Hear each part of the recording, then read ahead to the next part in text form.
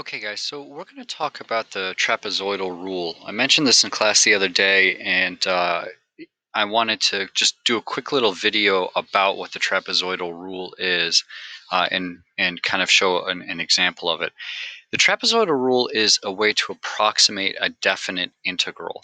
Um, you might have to do an approximation. Maybe you don't have the function given to you. Maybe you're given just maybe a chart like we had as an example in class the other day, where you're given a chart of information.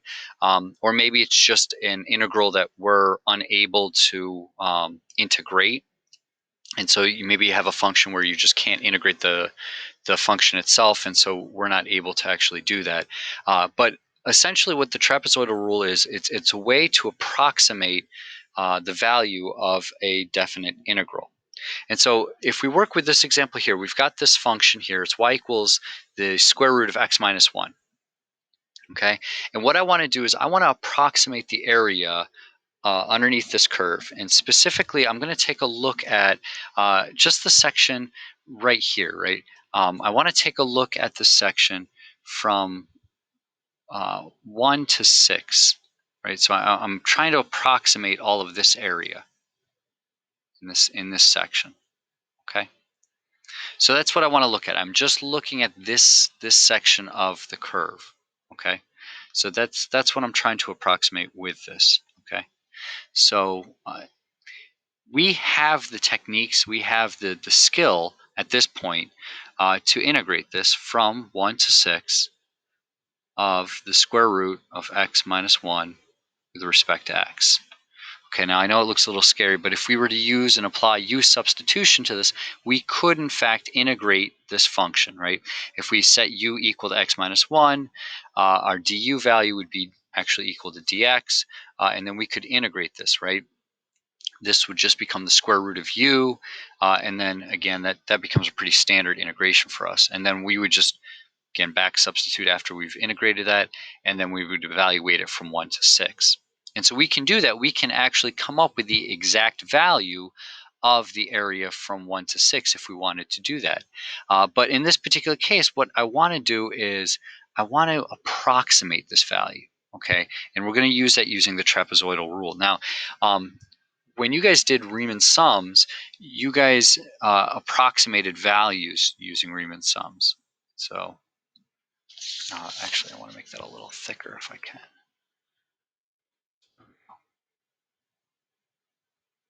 So if I'm looking at from 1 to 6, what I want to do is I want to set up, similar to Riemann sums, I want to set up defined and specific areas or sections that I'm going to cut this into. I'm going to cut slices of this function as I go along. And in fact, what I'm going to do is I'm going to set this up so that I'm cutting sections of it that are pretty even. So I'm going to 2, 3, 4, 5, and then 6. And so that I'm cutting nice and even sections of my function as I go along. And what I'm going to do is I'm going to approximate the values of these different areas by calculating out the areas of each one of these little pieces that I've cut out. And so if I start here from 1 to 2, I'm going to connect these dots right here. This is actually going to end up being a triangle. But if I do the rest of these, 2 to 3, 3 to 4, 4 to 5, and then 5 to 6, what you see here, the shape that takes form here actually ends up looking like trapezoids. So when we did Riemann sums, those were rectangles that you guys were calculating out. But in this particular case, what we're calculating out are trapezoids. And what you'll see is that up here on the upper bound of that function, the trapezoid follows a little bit closer to what that function curve looks like. And so we should get a fairly accurate estimation or approximation of what that value of that function is going to be. And so if I set the terms down here, if I define this space from 1 to 2, 2 to 3, all the way up to 6, if I define that space as delta x, Okay, right? That's the slice that I took, the width that I'm going from 1 to 2, 2 to 3. All of these slices, that distance is going to be known as delta x, right? So this is delta x, okay? I can set up calculating out what these different areas are going to be. Now, I just want to put out a quick little reminder here. The area of a trapezoid, remember, area of a trapezoid, base 1 plus base 2 divided by 2 times the height. Okay, so the area of a trapezoid, base 1 plus base 2 divided by 2 times the height. Okay, so for each one of these areas, for the area from 2 to 3, from the area 3 to 4, 4 to 5, and 5 to 6, we're going to be using that area of a trapezoid to calculate that out. For the area, this first area from 1 to 2, I mean, that shape is a triangle. It just so happens to be with this particular one. We are still going to use the area of a trapezoid. You're going to find out that it just happens to work out the same as the area of a triangle. But regardless, we're gonna calculate this all out. Okay, so we've got my shape. I'm going to start to calculate out the areas. And so what I'm going to find is if I've defined my function, y equals the square root of x of 1, another way of defining y is f of x, right? And so for this first little section, I've got f of 1, right, the value of f of 1, so that's my b1 value, plus f of 2 divided by 2 times my height. Now, what's my height here? Well, I'm actually looking at this, and if I was to turn this sideways, my height is going to be this delta x. So that's delta x. And that's this right here, this first part, that's this area. Okay, so that's this area that I calculated out. So that's just this first one. Okay. And so I'm then going to take that bit, I'm going to add to it the next area. So now I'm going to calculate out this area. Okay, and so this is going to be f of 2 plus f of 3 divided by 2 times delta x.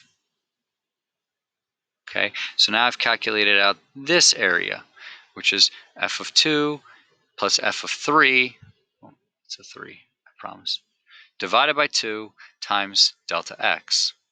Okay, and now we're going to add to it my next area.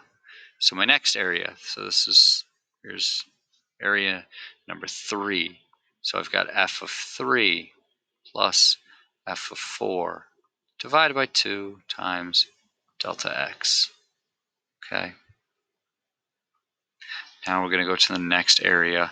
And you can kind of see the pattern that's emerging here. Each one of these areas, I'm just adding to it. F of 4 plus f of 5 divided by 2 times delta x. And then my last area here, this 5 to 6, I'm just going to scroll over just a tiny little bit, plus f of 5 plus f of 6 divided by 2 times delta x. And again, all I did was I applied the trapezoid area formula, which is a geometric formula, we know this one, to calculate out the total area. Okay, so now I can approximate that area by calculating out each one of those areas and adding it all together. This is a lot of writing, and this is a little bit messy. Us mathematicians, we like to make things a little bit neater looking. So there's a common term in each one of these that I can actually highlight here, right? So I have a square root, or I'm sorry, a delta x in each one of these terms, right? That's being multiplied in all of these. And in fact, I also have all of these being divided by 2. You see that each one of these is being divided by 2. So I can pull that out in front of this formula. So I have a delta x divided by 2. That gets pulled out in front. Okay. Again, delta x is just the width of each one of these slices that I'm taking of that function. And what am I left with on the inside? Well, if I take out the delta x times 2, I'm left with an f of 1 in here plus a f of 2. If I take it out from here, I'm left with let me just do this real quick. If I take it out from this red one, I get an f of 2 and an f of 3. So I have an f of 2 from the orange and an f of 2 from the red. So I'm going to actually do this 2 times an f of 2. I got a f of 3 here and an f of 3 here, so I've got 2 of those. It looks like I've got 2 f of 4s, so I'm going to do that as well. 2 times f of 4. I've got 2 f of 5s. So I've got 2 f of 5s, and I'm left with 1 f of 6. And so there we go. We have delta x, which again is just my width. It's the piece that I took, divided by 2, times f of 1, which is just my first term, my first part of the function, plus 2 f of 2s, plus 2 f of 3s, so on and so forth until I got to f of 6. And I only had one of those. There weren't 2 of those, so I only had one of those. And so that's going to be what I evaluate. That's what I'm going to be calculating out. Okay. And so to actually approximate this out, if I wanted to do this by hand, I would take delta x, which my distance is 1, right? For each one of these, my delta x, that's just 1. So 1 divided by 2, so that's just 1/2 times. And then for all of these, all I have to do is evaluate that expression within my function, right? So f of 1, what's f of 1 going to be in this? Well, I've got 1 minus 1, that's 0. Square root of 0 is 0. So this one happens to be really easy. That's 0 plus. Let's do the next one. F of 2. 2 minus 1 is 1. Square root of 1 is 1. And this is 2 times 1, so this is 2. Okay, so f of 3, we've got 3 minus 1, that's 2. So square root of 2, that's going to be 2 times the square root of 2. Okay, what's next? We've got 4. 4 minus 1 is 3. So we've got, what, 2 times the square root of 3. What do we got next here? Plus 5. 5 minus 1 is 4. Square root of 4 is 2. 2 times 2 is 4. Oh, that one worked out really nicely. And now we got to be careful. This last one does not have a 2 in front of it, right? So 6 minus 1 is 5, and that just leaves us with the square root of 5. Okay, so let's go ahead and calculate this out. So if we punch this into a calculator, because I'm not gonna add this up by hand, but if we punch this into a calculator, we take all of this, add it up, and multiply it by 1/2, and what do we get? We get, let's see here, I get approximately 7.264. Okay, so I'm going to round it off to approximately 7.264. Now let's see, this happens to be one that we can integrate if we wanted to, right? This was one that we could integrate if we actually wanted to. We could do it by hand, but we could also just as easily use the calculator and have the calculator do the work for us. So if you're doing this at home, it's going to be Math 9. That's what you're going to press on your graphing calculator. Math 9, that'll pull up the integration, and then we just go ahead and plug in the values there. And so if we do that and we're integrating from 1 to 6, the square root of x minus 1 with respect to x, what do we get if we plug that all in? We get it is actually equal to 7.45. I'm going to round here 4. So in terms of our approximation to the actual value of that area, it's pretty close, all things considered.